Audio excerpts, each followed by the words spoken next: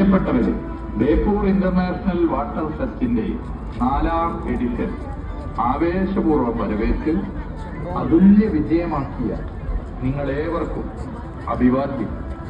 കരയിലും കടലിലും ആകാശത്തും പുതുമയാർന്ന Varnakkazhchakal സൃഷ്ടിച്ചാണ് Beypore international water ഫെസ്റ്റിന്റെ ഓരോ എഡിഷനും വ്യത്യസ്തമാകുന്നു.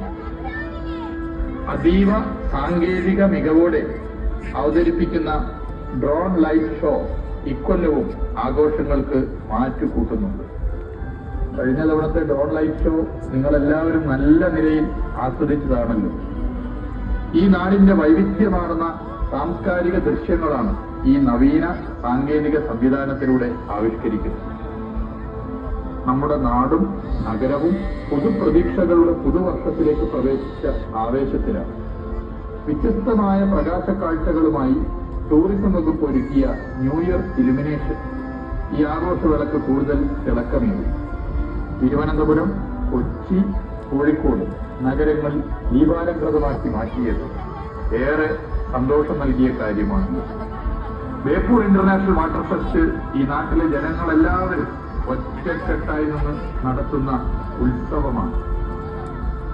നിങ്ങൾക്കേവർക്കും സന്തോഷവും സമൃദ്ധിയും നിറഞ്ഞ പുതുവത്സരാശംസ. ഹാപ്പി 2025. മണ്ണിലും കാറ്റിലും സ്നേഹത്തിന്റെ താളം പിടിക്കുന്ന നഗരമാണ് കോഴിക്കോട്. ഇന്ത്യയിലെ തന്നെ ഏറ്റവും പുരാതനമായ തുറമുഖ നഗരങ്ങളിലൊന്ന്. പ്രാചീന കാലഘട്ടം തൊട്ടേ ലോകമെങ്ങും സുഗന്ധവ്യഞ്ജനങ്ങളുടെ നഗരമെന്ന നിലയിൽ കോഴിക്കോട് പേരെടുത്തു. അറബികളും ഈജിപ്ഷ്യരും തുർക്കികളും ചൈനക്കാരും ഉൾപ്പെടെയുള്ള വിദേശികളും വാണിജ്യാവശ്യങ്ങൾക്കായി ഒന്നിച്ചു കോർത്തിണക്കിയ നന്മ കോഴിക്കോടിന്റെ ഭാഗമാണ്. ബേപ്പൂരിൽ നിന്ന് ഒരു വിദേശ രാജ്യങ്ങളിൽ എത്താൻ തുടങ്ങിയിട്ട് ആയിരക്കണക്കിന് വർഷമെങ്കിലും ആയിട്ടുണ്ടെന്ന് ചരിത്രകാരന്മാർ പറയുന്നു. സുഗന്ധവ്യഞ്ജനങ്ങൾ തേടി പല നൂറ്റാണ്ടുകളിലായി വിവിധ ദേശങ്ങളിൽ നിന്ന് നിരവധി ആളുകളാണ് കോഴിക്കോടിന്റെ മണ്ണിലേക്ക് വന്നത്. സിൽക്ക് റൂട്ടുമായി ബേപ്പൂരിലെ ഒരു നിർമ്മാണത്തിന് ബന്ധമുള്ളതായി സൂചനകളുണ്ട്. 1498 വാസ്കോഡി ഗാമ കോഴിക്കോട് കപ്പലിറങ്ങിയതോടെ കേരളത്തിന്റെ വ്യാപാര ബന്ധങ്ങൾ യൂറോപ്പിലേക്ക് വളർന്നു. സഹസ്രാബ്ദങ്ങൾ നീളുന്ന ഈ വാണിജ്യ ചരിത്രത്തിൽ ബേപ്പൂരിന്റെ സംഭാവനകൾ ഏറെ വിലപ്പെട്ടതാണ്. ഇതേ ബേപ്പൂരിന് തൊട്ടടുത്ത് ചാലിയത്ത് വെച്ചാണ് മലയാളികൾ പോർച്ചുഗീസുകാരെ ആക്രമിച്ച് തോൽപ്പിച്ചത്. കേരളത്തിൽ ആദ്യമായി റെയിൽവേ സ്റ്റേഷൻ വന്നതും ചാലിയത്ത് തന്നെ. ആയിരക്കണക്കിന് വർഷങ്ങൾക്ക് മുൻപ് പുരാതന സാംസ്കാരിക കേന്ദ്രമായ സുമേരിയയിലേക്ക് ഒരിക്കൽ യാത്ര പുറപ്പെട്ട അതേ ബേപ്പൂരിലാണ് ഇന്ന് ഇന്ത്യയിലെ ഏറ്റവും വലിയ ജലോത്സവങ്ങളിലൊന്നായ ബേപ്പൂർ അന്താരാഷ്ട്ര ജലോത്സവം അരങ്ങേറുന്നത്. മലബാറിന്റെ കവാടമായ ബേപ്പൂരിൽ ബഹുമാനപ്പെട്ട ടൂറിസം വകുപ്പ് മന്ത്രി ശ്രീ PA മുഹമ്മദ് റിയാസിന്റെ നേതൃത്വത്തിൽ ആരംഭിച്ച ബേപ്പൂർ ഇന്റർനാഷണൽ വാട്ടർ ഫെസ്റ്റ് ഈ കൊല്ലം 4ാം എഡിഷനിലേക്ക് കടന്നിരിക്കുന്നു. സാഹസിക ജല കായിക മത്സരങ്ങളുടെ ലോക ഭൂപടത്തിൽ ഇതിനോടകം ബേപ്പൂർ ഇടം കണ്ടെത്തി കഴിഞ്ഞു. വിനോദസഞ്ചാരികളുടെ വരവിൽ കേരളം തുടർച്ചയായി റെക്കോർഡ് സൃഷ്ടിക്കുന്ന കാലഘട്ടമാണ്. കൂടുതൽ വകുപ്പൊരുക്കിയ നവീന പദ്ധതികളിൽ ഏറ്റവും ഫലപ്രദമായി മാറുകയാണ് ബേപ്പൂർ ഇന്റർനാഷണൽ വാട്ടർ ഫെസ്റ്റ്. എല്ലാറ്റിനെയും ചേർത്ത് പിടിച്ചൊന്നാക്കുന്ന ബേപ്പൂരിന്റെ ആതിഥേയ മനസ്സും ഈ നേട്ടങ്ങളിൽ വലിയ പങ്ക് വഹിച്ചിട്ടുണ്ട്. പുലിമുട്ടും കപ്പലുകളും ഉരുവും ലൈറ്റ് ഹൌസും എല്ലാം ഒരുക്കി സഞ്ചാരികളുടെ ഇഷ്ടകേന്ദ്രമായി മാറിയ ബേപ്പൂർ ജലകായികമേള, നാവിക പ്രദർശനങ്ങൾ, പാചകമേള, കലാസംഗീത സന്ധികൾ തുടങ്ങി ഒട്ടേറെ നവ്യ അനുഭവങ്ങളാണ് ഈ രാജ്യാന്തര ജലോത്സവത്തിലൂടെ അതിഥികൾക്കായി ഒരുക്കുന്നത്. സ്നേഹത്തിന്റെ അതിരുകളില്ലാത്ത ഈ ലോകത്തേക്ക്, ഇന്ത്യയിലെ ഏറ്റവും വർണ്ണാഭമായ ജലോത്സവത്തിലേക്ക് ഏവരെയും സ്നേഹപൂർവ്വം സ്വാഗതം ചെയ്യുന്നു.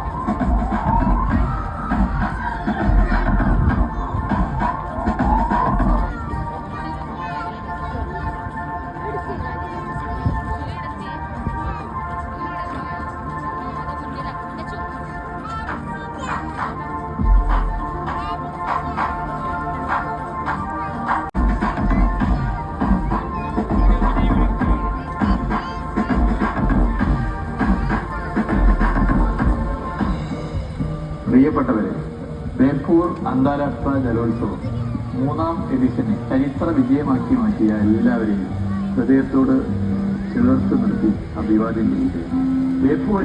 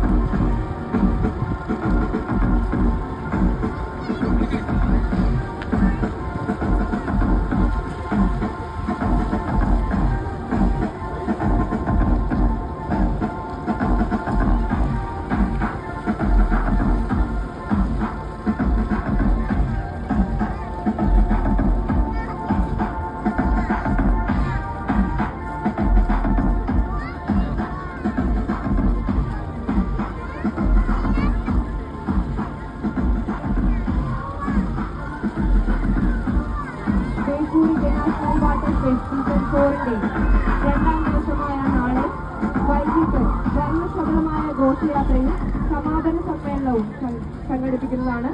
സമാപന സമ്മേളനം ഉദ്ഘാടനം ചെയ്യുന്നത് ബഹുമാനപ്പെട്ട ടൂറിസം പൊതുമരാമത്ത് വകുപ്പ് മന്ത്രി ശ്രീ പി